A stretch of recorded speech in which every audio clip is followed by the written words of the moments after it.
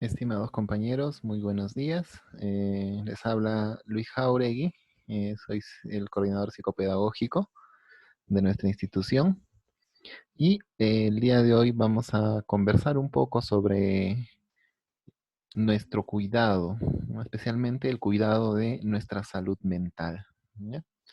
Entonces, con ustedes voy a compartir, ¿no?, una información, ¿no?, una información que de hecho puede ser muy importante para nosotros, ¿no?, que son algunas recomendaciones para nuestra salud mental en tiempos de este aislamiento social, ¿no?, en el que nos encontramos.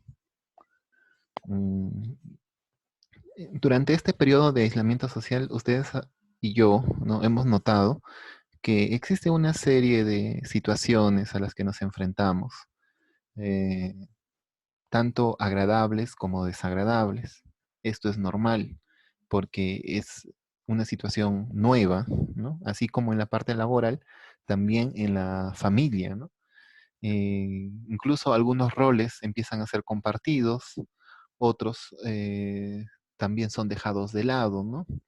Por ejemplo, algunas personas tienden en mi caso, por ejemplo, ¿no? Yo los días sábados, domingo, que normalmente estoy en mi casa, ¿no?, luego del trabajo, de la jornada laboral, antes de la cuarentena o de este estado de aislamiento social, pues realizaba actividades de limpieza, eh, en fin, ¿no?, baldear, lavar, ordenar, ¿no?, todo en conjunto, sobre todo el día sábado, ¿no?, y el día domingo, pues estar viendo una película, conversando, jugando, ¿no?, etcétera, con mi hijita. Pero ahora las cosas han cambiado, ¿no? Por ejemplo, ahora estoy en casa, pero no realizo esas actividades, ¿no?, por estar de repente realizando algunas actividades laborales. Entonces, esto es muy probable que mi- la percepción de mi persona, ¿no?, por parte de mis familiares, esposa, hijos, etcétera, se sientan, ¿no?, de una manera diferente. Porque antes yo era el papá que los sábados y domingos hacía tal o cual actividad, ahora estoy sentado o frente a la computadora y haciendo algo que al menos aparentemente no se observa, ¿no? Entonces, esto influye, ¿no?, en los demás. Lo mismo pasa al revés. Por ejemplo, yo de lunes a viernes no notaba, ¿no?, las cosas que se hacían. Entonces, ahora que estoy haciendo las actividades, noto, por ejemplo, lo que hacen mis familiares, ¿no? Hace mi familia, lo que no hace, ¿no? Valoro algunas cosas, otras, por ejemplo, reclamo, etcétera. Entonces, este cambio nos hace experimentar una serie de vivencias, ¿no?, una serie de vivencias que particularmente tienden a impactar, ¿no?, en nosotros. Algunas veces de manera positiva, de eso no vamos a hablar mucho, porque eso se disfruta, pero también a veces de manera negativa. Entonces, especialmente con las emociones negativas que vivenciamos, es importante poder expresarlas, sobre todo cuando uno vive de repente con pocas personas o muchas personas y hay tensión, ¿no? Entonces, para las personas que viven solas o con pocas personas, es importante mantener la comunicación con las personas en quienes confían, sus seres queridos, ¿no? Y para que viven con muchas personas es importante encontrar, ¿no?, una de ellas, ya sea que esté presente o en todo caso alejado, pero con la cual puedan mantener una comunicación, especialmente en esos momentos en los que se sientan agobiados, abrumados, abrumadas, ¿no? Es importante, como dice aquí, reconocer nuestros sentimientos, ¿no?, y hablar con quienes más confiemos. Entonces, en ese sentido, eh, yo particularmente trato, ¿no? Para mí mi pareja es digamos, mi soporte, ¿no? Con ella converso y hablamos de muchas cosas, nos delegamos también algunas actividades, ¿no? Pero bien podría ser también el padre, la madre, el primo, el tío, ¿no? Y es importante mantener esa comunicación, sobre todo en esos momentos en los que nos sentimos agobiados y abrumados. Em, por otra parte, bueno, ya esto creo que es una recomendación que todos conocemos, ¿no?, que es la importancia de encontrar actividades que nos hagan sentir calma. Cada persona tenemos actividades diferentes que nos ayudan a tranquilizar, ¿no? Desde la psicología generalmente promovemos la respiración, la meditación, sobre todo la respiración abdominal, ¿no? O diafragmática, porque nos ayuda a relajarnos más, ¿no? Pero estas son como técnicas. En la vida diaria, pues a veces, por ejemplo, en el caso de nuestros adolescentes, muchos de ellos nos han comentado que en sus hábitos de estudio se relajan teniendo una música de fondo, ¿no? Lo que se les ha recomendado es que la música no tenga un volumen muy alto, de manera que les distrae, ¿no? Utilicen la música, pero a un volumen lo suficientemente menor como para poder escuchar, ¿no? Su propio habla interna, ¿no? Su propia habla interna. Entonces, ¿qué actividades tenemos, hacemos, o en todo caso hemos pensado que nos pueden ayudar a mantener la calma?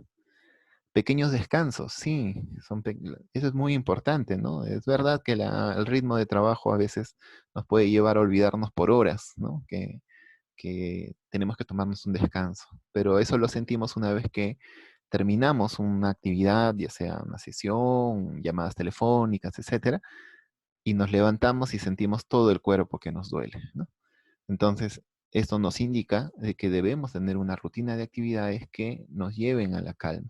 Particularmente, yo recuerdo mucho el método Pomodoro, ¿no? Creo que es bastante difundido, conocido, ¿no? Cada 30 minutos de actividad, unos 5 minutos de descanso, pero de descanso sin hacer nada relacionado a la actividad laboral, ¿no?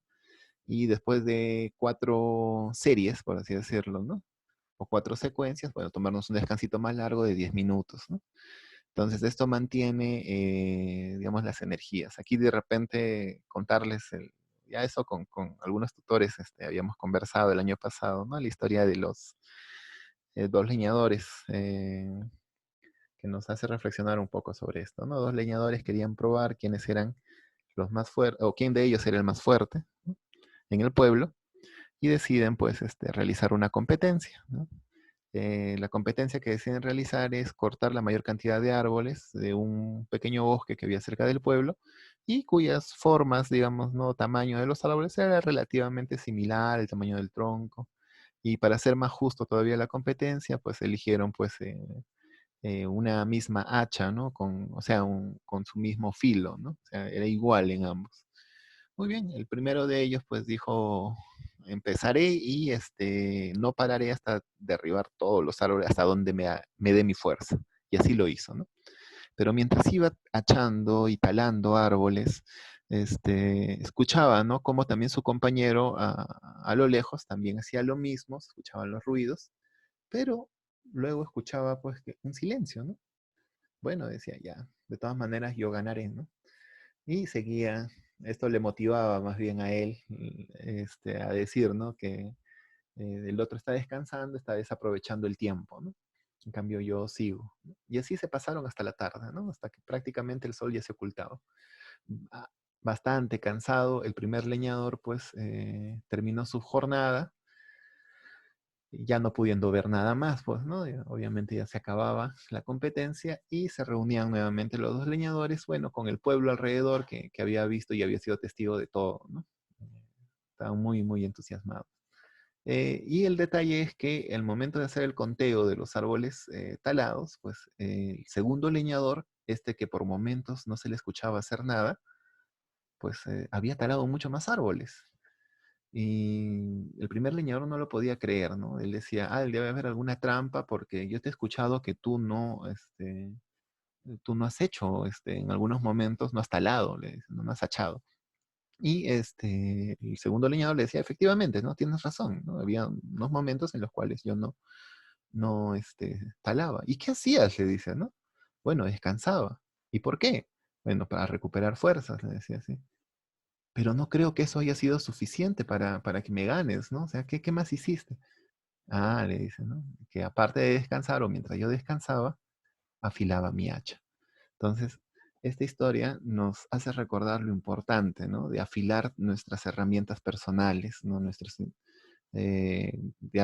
este caso, ¿no? En nuestro trabajo de repente más cognitivo que realizamos, obviamente nuestra mente tiene que afilarse, nuestra atención tiene que afilarse.